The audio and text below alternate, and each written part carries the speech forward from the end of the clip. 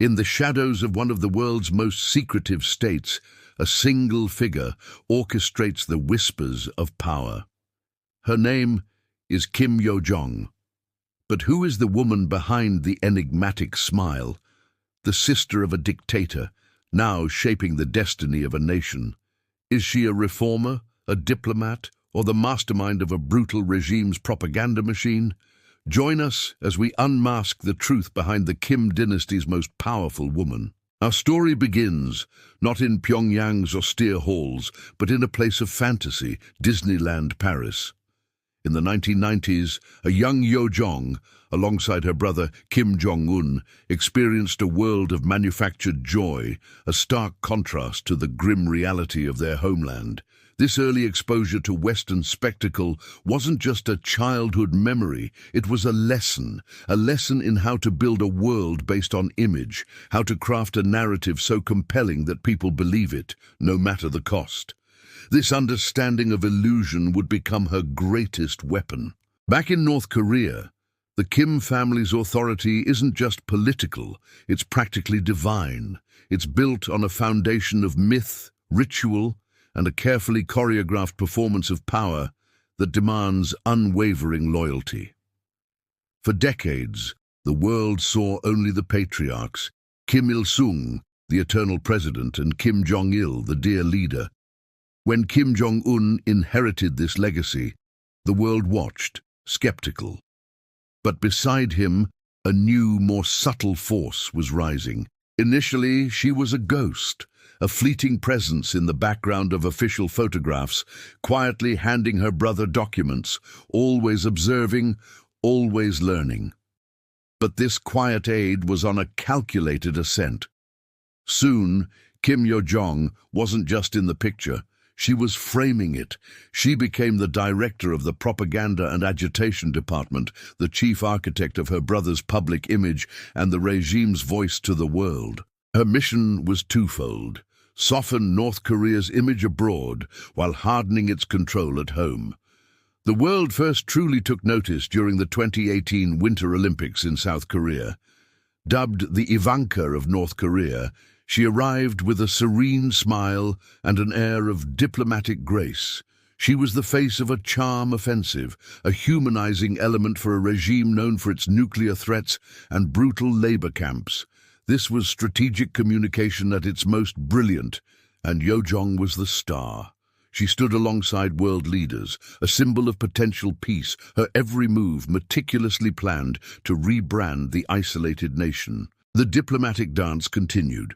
She was a central figure at the historic inter-Korean summits and stood by her brother's side as he met with the US president in Singapore. These moments were pure political theater, designed to present North Korea as a rational actor on the world stage. But behind the handshakes and photo ops, a different narrative was unfolding. The friendly diplomat could transform in an instant. When talks stalled, her tone shifted dramatically. She issued scathing statements, calling South Korean officials frightened dogs barking and perfect idiots. The peak of this aggressive posture came with the destruction of the Kaesong Joint Liaison Office, a symbol of inter-Korean cooperation. The building was demolished in a spectacular explosion, a move widely believed to have been ordered by Yo Jong herself. The message was clear: diplomacy is a privilege, not a right, and North Korea sets the terms. The charm offensive was over, the iron fist was revealed. This pivot wasn't just for an international audience.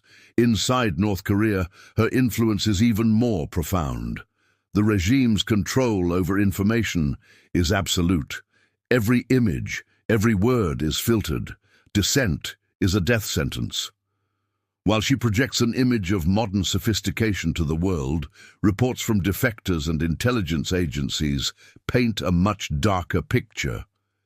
It's alleged that she has overseen internal purges, enforcing the regime's brutal will with ruthless efficiency. The polished exterior masks a reality of coercion and fear. This is the paradox of Kim Yo Jong. The architect of soft power is also an enforcer of hard control. As her power grows, so does the speculation. What happens if something happens to Kim Jong Un? The question of succession hangs over the dynasty. North Korea is a deeply patriarchal society, and the idea of a female leader is revolutionary. Yet, Yo Jong's bloodline, her intimate knowledge of the state's inner workings, and her proven strategic mind make her a formidable contender. Is she being groomed to take over, or is she simply the ultimate regent, securing the throne for her brother's young son?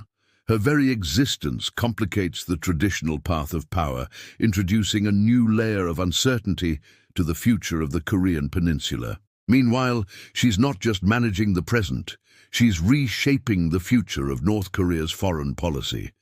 Under her guidance, the regime has expanded its alliances beyond its traditional patrons. The recent mutual defense pact with Russia, forged in the crucible of global conflict, signals a pragmatic and dangerous realignment. North Korea is no longer just a regional problem, it's becoming a key player in a new global power struggle, providing munitions and support in exchange for technology and political backing.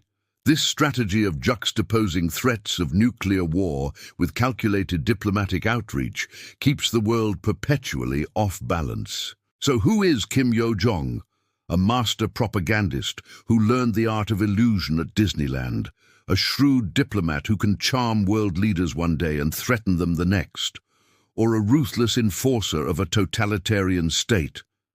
The truth is, she is all of these things. Her power is a complex blend of strategic communication, censorship, and, most importantly, intimate access to the man with his finger on the nuclear button. She is the whisper in the leader's ear, the architect of his image, and the keeper of the dynasty's secrets. The story of the Kim dynasty is one of contradictions. A facade of strength hiding deep-seated insecurity, moments of openness masking a fundamentally coercive regime. Kim Yo Jong's rise to power has only intensified these paradoxes. She represents both the potential for a new kind of North Korean leadership and the terrifying continuation of its brutal legacy. As the world watches, one thing is certain: her journey is far from over, and the fate of millions may rest on her next move.